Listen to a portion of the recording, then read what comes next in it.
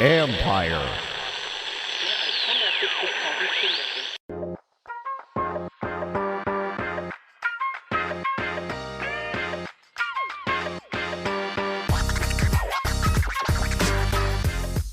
Welcome to Inside the Cap. I'm your host, Joel Corey. You can find me on Twitter at CoreyJoel, that's CorryJoel, and also read my regular CBSSports.com column, Agent's Take, on NFL salary cap and contract matters. This time we're going to take a deep dive into what's next for the Green Bay Packers. The Green Bay Packers probably expected to be hosting the NFC Championship game tomorrow, which would have been against the Los Angeles Rams. Instead, they were upset by the San Francisco 49ers 13-10 in the divisional playoff round. For the Green Bay Packers have the second most challenging salary cap situation behind the New Orleans Saints. Now, according to FLPA data, right now there are 54 players under contract. The top 51 players are all that matter for offseason cap accounting. For the 22 league year, there are just under $259.26 million of cap commitments. The Packers carried over just under $2.9 million of cap space from the 2021 league year. The salary cap is supposed to be $208.2 million. That's what the NFLPA and NFL agreed upon for what the 22 figure would be as a ceiling. That's in December as announced. That's what the cap would be. So we're working from that number. So that puts Green Bay at just over $48.15 million over the cap. Now, it's not entirely accurate because it doesn't include some things which are going to factor into the equation. One, you got 7 exclusive rights guys who most likely all of them will be tendered. So when you tender these guys, some of them are going to go into the top 51 and people will drop out. You've got Alan Lazard, who is a restricted free agent. As an undrafted player, he's probably going to get the second round tender of $3.986. Which would give the Packers a second round pick as compensation on an unmatched offer sheet. If you gave him the low tender of $2.433, then since he was undrafted, all you'd have are matching rights. And usually if there's a quality player, teams will, for an undrafted guy, they'll give him the second round tender at a minimum to make sure that he doesn't go anywhere, or there's an offer sheet that can't be matched. Given Green Bay's cap issues, team could probably easily do that. So you got to factor him coming in, somebody else dropping out. And then Elgton Jenkins earned a proven performance escalator for the 4th year, was a Pro Bowler in 2020. So his 4th year salary will escalate to the second round tender of $3.986 million as well. So when you add that into the mix, those guys, that's going to take up an additional almost $6.75 million in cap space. So you're really looking at Green Bay being just about $55 million over. When I did the exact calculations, I got it at $54,913,772 over. Here's what we do know. We do know that there are 3 candidates who are highly likely, well, 2 candidates are highly likely to be restructured. So let's go ahead and assume that the restructures take place. Now, first one is going to be David Bakhtiari. Bakhtiari's got a $22,203,308 cap number for 2022.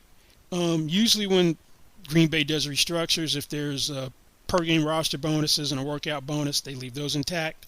So that's what we're going to do with any of these restructures that we're talking about. So you've got Bakhtiari, who's got a $9.5 million third day of the league year roster bonus. He's scheduled to make $3.2 million as a base salary. So if you take the whole roster bonus and you take all but his league minimum base salary of $1.12 million, that means you're going to take $2.08 million of base salary, convert that into signing bonus. So you got an $11.55 million conversion. He's got 3 years left on his contract, 22, 23, and 24. So if you convert that money, you're going to create $7.72 million of cap space. You can make it as much as $9.264 million if you add voiding dummy years for 2025 and 26. I don't know whether they'll do that. So for these purposes, we're just going to go with the restructure, not adding the voiding dummy years. And then when you add voiding dummy years to a contract, you don't have the automatic conversion rights that are in a contract. You actually have to negotiate with the player. To do a simple restructure, you don't. So just to do the one I'm talking about where you get $7.72 million, automatic conversions rights would kick in. Otherwise, you actually have to negotiate with the player to do a restructure. The other guy would be Kenny Clark. Kenny Clark's got a $20.9 million cap number. He's got a $6.4 million third day of the league year roster bonus. His minimum base salary is $1.035 million. Scheduled to make $8.25 million. So if you took all but his minimum base salary of $7.215 million, then you would be converting $13.615 million into signing bonus. He's also under contract for 3 years.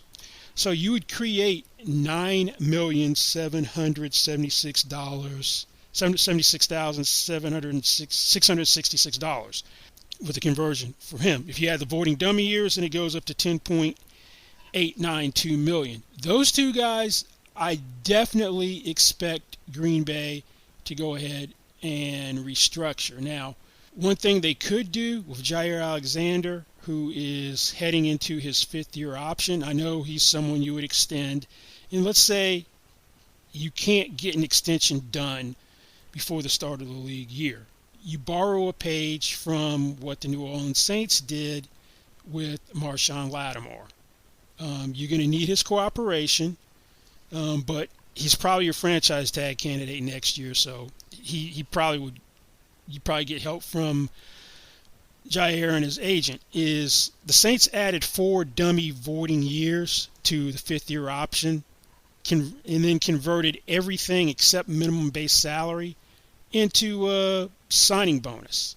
Added in $30 million salaries for the 4 dummy years, and then right before the start of the regular season, did the extension. Now, the reason why you add such high salaries in is even though they're voiding dummy years, if you add years to the contract, because they haven't voided yet and they wouldn't void until sometime after the 22 season, before the 2023 league year started, that's considered a salary increase. So let's say if you put minimum salaries in there, there's a rule that you can do an increase up to the aggregate cap room available of what's the years left on the contract, and not have to buy by the 1 year set rule, 1 year waiting period for a salary increase. So that's why you stick those huge base salaries in there. So you'd have to, say you stuck $40 million in for Jair Alexander. That would suffice. So if you did this for Jair Alexander, you would drop his base salary down to $1.035 million, add 2023 to 2026 voiding dummy years, 4 years, and you're going to create $9,807,200 in cap space. So the easy part's the restructures. So you would get from restructuring these 3 contracts $26,603,866. If you went ahead and added the voiding dummy years for Bakhtiari and Clark, it goes up to $29,963,200. And this is before we even address the elephant in the room, which is Aaron Rodgers. Aaron Rodgers isn't going to play on his current cap number. He's got the 2nd highest cap number in the league. There's no way that you're going to have Aaron Rodgers play on a cap number of $46,664,156. So if Aaron Rodgers decides he's happy enough in Green Bay to stay, they're going to do something. Most likely an extension, which would render the pick of Jordan Love in the first-round pick in 2020, which was the source of consternation, moot. Or he's going to ask for a trade. Now, there is one thing you could do. I don't see this happening at all with Aaron Rodgers, because typically you have automatic conversion rights in contracts. Theoretically, the Packers could try to solve the Aaron Rodgers problem in a way that I don't really see being realistic by doing a simple restructure. And let's say they took $25 million of his base salary and converted it into signing bonus. You get $12.5 million cap room in 2022 that way. I don't really see that being an option, so I'm going to kind of dismiss that one. So we got either the trade. If you trade Aaron Rodgers, you're going to have $26,847,138 in dead money, because presumably the trade happens before June 2nd, because the Packers would presumably want 2022 draft picks. So the trade's going to happen before the NFL draft, which starts on April 28th. So you would pick up $19,817,018. Trade couldn't be effective until the first day of the league year on March 16th. You would actually have to be under the cap before you make the trade, counting the $46.64 million cap hit.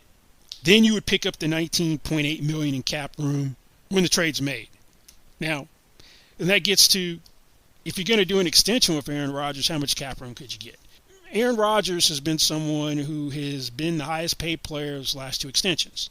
And it was by anywhere between 9 and 11% is where he was above the guy who was the previous highest paid player. Right now, the highest paid player is, by average yearly salary, Patrick Mahomes at $45 million per year. If I'm Aaron Rodgers' agent, I'm representing Aaron Rodgers, I want to be the first $50 million per year player. I know he's said he was contemplating retirement, but previously he said he wanted to do the Tom Brady thing and play well into his 40s. So he's 38 this year, turns 39 late next year, so you'd have him for basically up until basically where Tom Brady is right now, where Tom Brady's 44. So if you tack down 4 new years. Then the problem is when you do an extension, he's going to want a significant amount of money this year. So he's making more than his almost $27 million that he's scheduled to make this year between his base salary, workout bonus. He's got precisely it's $26,970,588. He's got a $500,000 workout bonus. He's going to want that taken out because he doesn't believe in the offseason workout program. He wanted the offseason program eliminated when he was the Green Bay Packers rep before the new CBA was ratified. Then he's got a $26,470,588 base salary. So typically you've given Aaron Rodgers a huge signing bonus. Signing bonus he got in 2018 of $57.5 million was the largest signing bonus in NFL history. The largest signing bonus right now is Dak Prescott, $66 million, biggest signing bonus ever. So let's say you went with that model and you gave him a $75 million signing bonus, so he ends up with $50 million in new money this year, more than he was supposed to make. You're going to get $10 million of cap space that way. That would actually be $50 million in new money. It would be a departure from the structure he had on his last deal in terms of percentage of new money heading into the 1 year before the contract. So Green Bay would be getting a break structurally. Now, if you could really get him to be flexible structurally, then maybe he takes a lower signing bonus. You stick a huge roster bonus in 2023, which would be essentially fully guaranteed. You'd have the skill and injury or skill and cap guarantees kick in, which would be upon signing. Then 5 days later, the injury guarantee or the cap guarantee, whichever one wasn't there initially. So you don't prorate it. If it's something, a roster bonus is fully guaranteed at signing, it's prorated. So the idea would be so it's not prorated, and it all counts in 2023. To have a huge one in 2023, a huge one in 2024 that would be secure but avoid proration. And then there'd be automatic conversion rights, so you could take it and convert it into signing bonus later. So if you had Aaron Rodgers take a $37.5 million signing bonus as opposed to a $75 million signing bonus, I'm just throwing out numbers for illustrative purposes, then you're going to get $17.5 million of cap space with the extension that way. Then we haven't even gotten to Devonta Adams. According to NFL Media's Ian Rappaport a couple of weeks ago, Packers said they were going to stick a franchise tag on Devonta Adams. If Aaron Rodgers is back, you're definitely going to have to work something out with Devonta Adams, because I can't see him buying off on being in Green Bay without Devonta Adams. And Devonta Adams has been the most productive receiver over the past 3-4 years. That he's got the most catches, yards, and touchdowns dating back to when he signed his contract in 2018, over that same time span. Then this year, he set a single-season receiving yardage record and broke his own record, team record for catches as well. So he's supposedly, yesterday I read that he's looking for $30 million per year. He wanted to be the highest paid wide receiver. There's a disagreement on value on what the highest paid wide receiver would be. If you go by new money, it's DeAndre Hopkins at $27.25 million per year. The highest paid non-quarterback is TJ Watt at $28 million, targeting 30. Ambitious, aggressive. I don't see there being a $30 million receiver, honestly. Now, the franchise tag, getting to that, for him it's going to be $20.12 million, because it's going to be based on 120% of his prior year's salary. And how that's going to work is you're going to take all of his salary except for the $500,000 workout bonus, so that's going to be $16.35 million. 120% of that is $19.62 million. Then you add back in his $500,000 workout bonus, so that gets you to $20.12 million. And that would be the non-exclusive version, where you could go out and get offer sheets. And if anyone signed up to an offer sheet that wasn't matched, Green Bay would get 2 first-round picks. Nobody gives up 2 first-round picks on a offer sheet. Hasn't happened since Joey Galloway in 2000. So if you did the exclusive version, which is calculated a little bit differently, which is the average of the top 5 salaries, meaning cap numbers at the end of the restricted free agent period for 2022 in mid-April, and that would be subject to change. Right now that would be $22.623 million, but you can't solicit offer sheets. It's a closed negotiation. So Aaron Rodgers coming back would give Devonta Adams a whole lot of leverage. Now, knowing what he's targeting, if Aaron Rodgers is gone, this screams tag and trade. That you tag him to trade him, because you're not just going to, I don't think you just let Devonta Adams walk into free agency, even though you got major cap issues, because all you'd get at best is a compensatory third-round pick in 2023. So he's worth a lot more than that. Now, so Adams is going to add another 2.95 million in cap space when you tag him. And I say that it's not the full 20.12, because someone in the top 51 comes out, which I think would have an $825,000 salary. So him going in the top 51, someone else coming out, that's what gets added to the whole equation, which is essentially, if you were trading Rodgers, more or less close to the same. The cap savings of 19.8 and what in the franchise tag number. So if Rodgers is gone, the tag and trade seems much more viable, because signability issues. And what would be appropriate compensation in a situation like that? Well, I would look to Odell Beckham Jr.'s trade in 2019. Odell Beckham Jr., when he was traded from the New York Giants to the Cleveland Browns, and I know I'm just looking at what was the original trade before they collapsed Kevin Zeitler and the Olivier Vernon exchange into and made it one combined trade.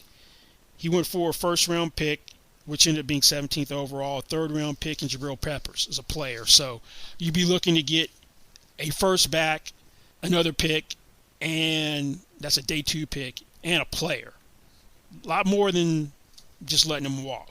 The key part is what happens with Aaron Rodgers. If Aaron Rodgers stays, then you're going to work out an extension then you could work out an extension with the Devonta Adams before the new league year started, and depending on how you structured it, let's say you gave him a $30 million signing bonus, a $35 million signing bonus on a 5-year deal. So you got a $35 million signing bonus, gets prorated $7 million on the cap. And then you give him like a $1.25 million base salary. You got $8.25 million as a cap hit, as opposed to $20.12 as a franchise tag. So there'd be incentive or motivation to get that thing done early with Adams if Aaron Rodgers wants to be around. Also be incentive to try to get Aaron Rodgers on an extension sooner rather than later, because that's going to factor into which players would be released. If you had those two components taken care of and you're already picking up 26.6 in cap space from the 3 restructures, then your whole who are cap casualties, that dynamic changes a little bit. The next piece of the puzzle will be potential releases, salary cap casualties, whatever you want to call it, and how deep the cuts are made will depend on what happens with Aaron Rodgers and Davante Adams. So what Aaron Rodgers decides to do is going to impact significantly what happens on this side of the equation. Now, I don't see both Smith brothers being back, Za'Darius and Preston. At least one is going to be gone. Sean Gary played well as an edge rusher this year. 2019 first-round pick. They'll exercise a 5th-year option. It's a little premature to be talking about a contract extension for him. That's not the typical Packers timing for one with the first-round picks. Kenny Clark's got done in the 5th-year option. Jair Alexander did not get done after 3 years. He'll probably get done this year, heading into his 5th-year option. He won't play under the 5th-year option. Za'Darius Smith missed most of the season because of back surgery, but Za'Darius Smith has the 5th largest cap number for 2022 for non-quarterbacks at $27,661,250. That's the 5th highest in the league. So he's got $15.75 million worth of cash. But because of the way per-game roster bonuses work, they're treated like likely to be earned incentives. So how many games you were active in the previous year is how many games or how much of the roster bonus will count the next year. So if you released Za'Darius Smith, you'd pick up $15,281,250 of cap room. There'd be $12.38 million of dead money. Now, from talking to a couple of teams that have a need for edge rushers, they are anticipating Za'Darius Smith will be released. Preston Smith took a pay cut last year, played well this year. He's also in a contract year like Za'Darius Smith. He's got a $19,732,353 cap number. He's got $12.5 million worth of cash for 2022. If you were to cut Preston Smith, then you'd have $7.25 million in dead money, and you would save $12,482,353 on the cap. Green Bay's gonna have to make a decision on him no later than the 3rd day of the 2022 league year, which will be March 18th, and that is because he's got a $3 million 3rd day of the league year roster bonus, so you're not going to pay that and have him cut, and then cut him. It might be easier to work out an extension for Preston Smith where you could still pick up cap room. Maybe that's in the $10-11 million range on an extension for him, and you keep him around as opposed to releasing him. So that could be an option. I think Randall Cobb's roster spot hinges on Aaron Rodgers. If Aaron Rodgers is around, since the only reason they traded for him was to placate Aaron Rodgers, I can't see Aaron Rodgers being happy about them cutting Randall Cobb. With Randall Cobb, he's got a $9 million $531,372 cap number. He's supposed to make $8.25 million. If you cut him, you would pick up $6,748,038 in cap space. There would be $2,783,334 in dead money. By dead money, I mean a salary cap charge for a player no longer on the roster. Now, he had 28 in 12 games. He had 28 catches, 375 yards, 5 touchdowns. $8.25 million is a lot for that type of production. So that might be someone you try to work a pay cut, have him take a pay cut where he can make money back in incentives, kind of like Preston Smith did. And if you could get him to cut his salary down to $3 million, where you pick up $4.875 million of cap space, or if you get it even lower, great.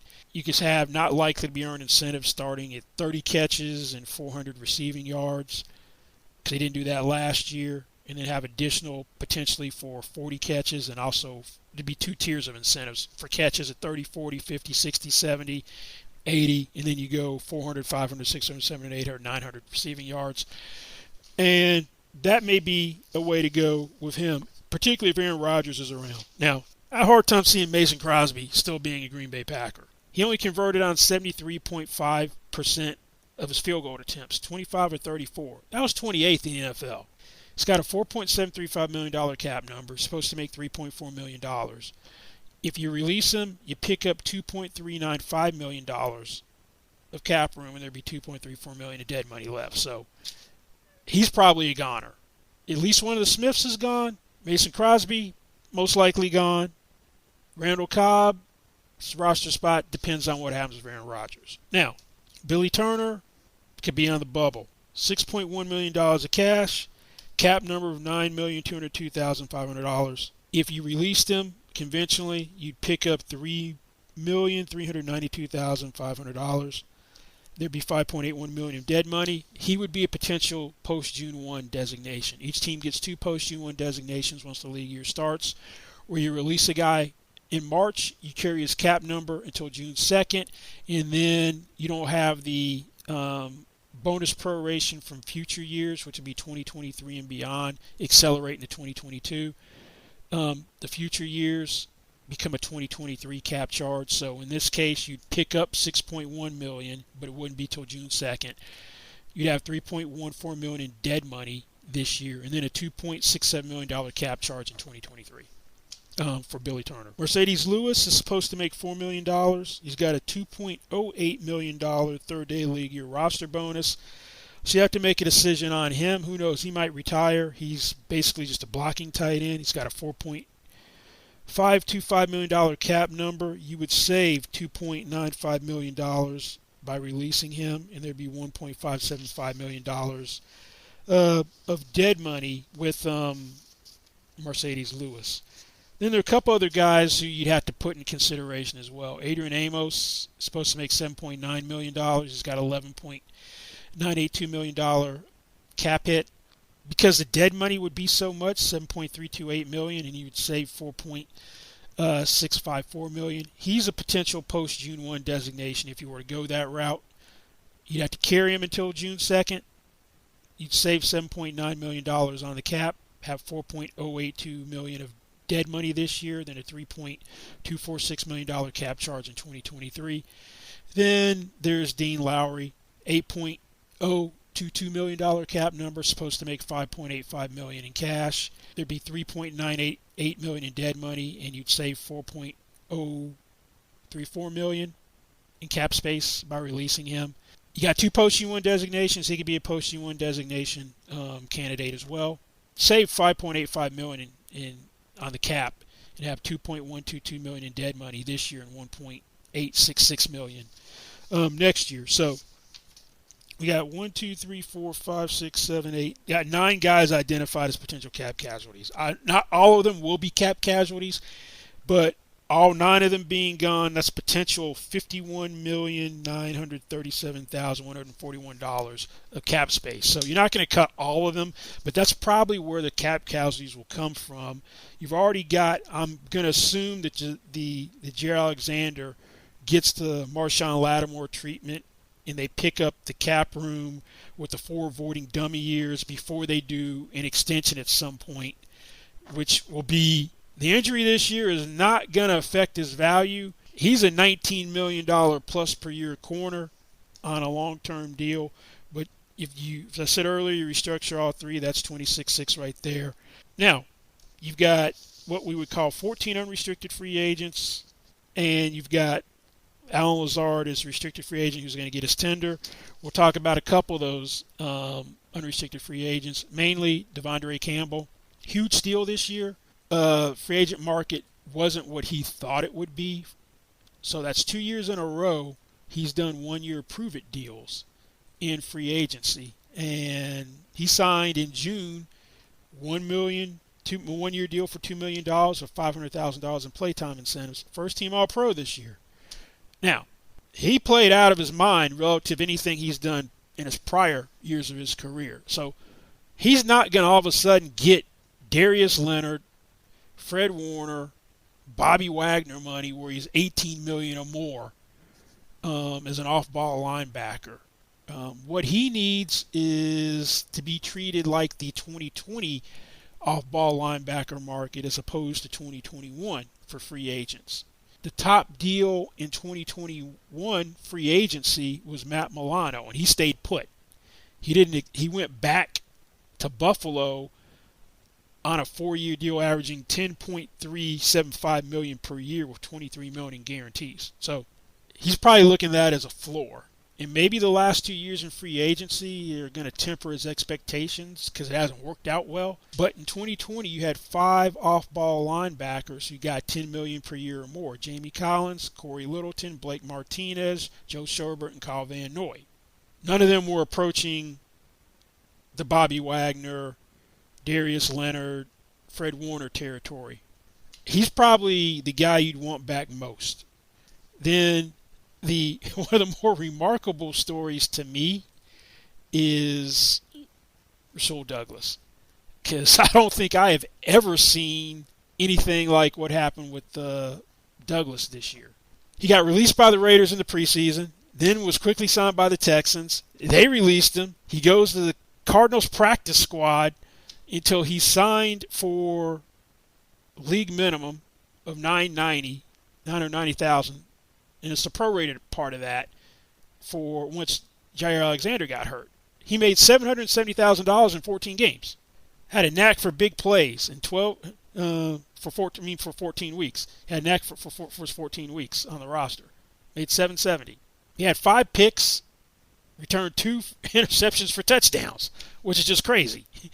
So if I'm him and I want to stay in Green Bay, I'm thinking you paid Kevin King $5 million on a 1 to come back. $6 million max with incentives. I'm also looking at what the average salary is for starting cornerbacks in the NFL, not on rookie contracts, just veteran contracts. And according to NFLPA data, that's just under $8.4 million. He's probably going to be more flexible than maybe Devonta Campbell, just because this is a guy that was on the street. Anybody could have had him. And this, even more so than Devonta Campbell, is an outlier performance. So I'm curious to see what type of market he would have in free agency, because this is a guy that has never signed any huge contracts in his career. He was drafted by the Philadelphia Eagles in 2017 as a 3rd-round pick and got released in 2020 from the Eagles and then signed with the Carolina Panthers and played 2020 for $925,000. So that's this is going to be the biggest payday of his career, whatever he signs for.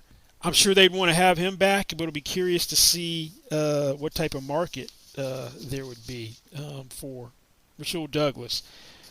You've also got your punter, Corey Borquez, who's up as well. Marquez Valdez-Scantling is an unrestricted free agent.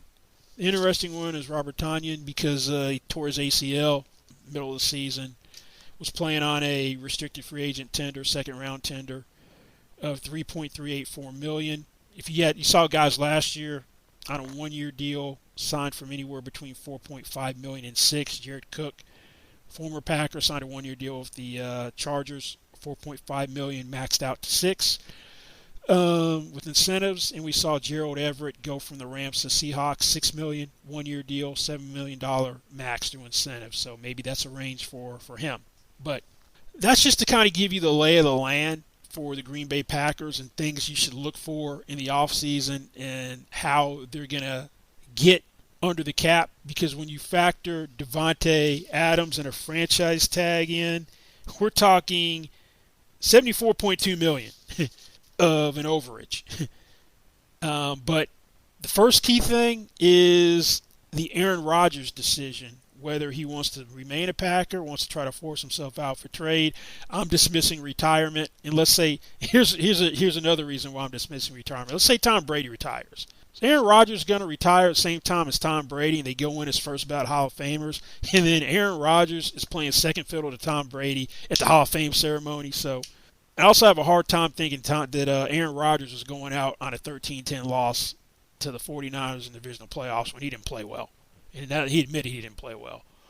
But it's really, to me, Aaron Rodgers, trade or stay put. We'll see which way it goes. But hopefully you've gotten an idea of what the challenges are for Green Bay, where they can potentially get cap room via contract restructures and releases, salary cap casualties, and then the Devonta Adams piece, as well as Aaron Rodgers. Extension with Rodgers staying. Is he going to play in a franchise tag for a year? Or do you trade him, tag and trade, just because his salary expectations are just more than you'd ever want to deal with? But anyway, that's it for this week's Inside the Cap. Thanks for listening. Don't forget, you can find me on Twitter at Corey Joel. That's CORRYJOEL. And you can also read my regular CBS Sports column, Agent's Take, on cap and contract matters. And thanks for listening, and we'll see you back here next time. Goodbye.